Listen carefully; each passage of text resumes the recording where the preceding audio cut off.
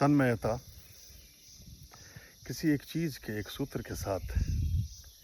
आपका संबद्ध हो जाना, आपका जुड़ जाना, आपका उसके साथ एक लय हो जाना बहुत सारी गुणधर्मिता को बढ़ाता है, बहुत सारी विशेषताओं की ओर आपको अग्रसारित करता है और बहुत सारी विघ्न बाधाओं से मुक्ति का मार्ग भी प्रशस्त करता है।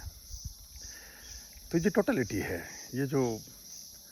किसी एक विचार के साथ बह जाना है, किसी एक विचार के साथ रह जाना है, किसी एक विचार को ही अपने समग्र प्रयासों का, अपने समग्र परिश्रम का, अपने समग्र कृत्य का आधारभूत बना देना है, ये आपके गुण तत्व में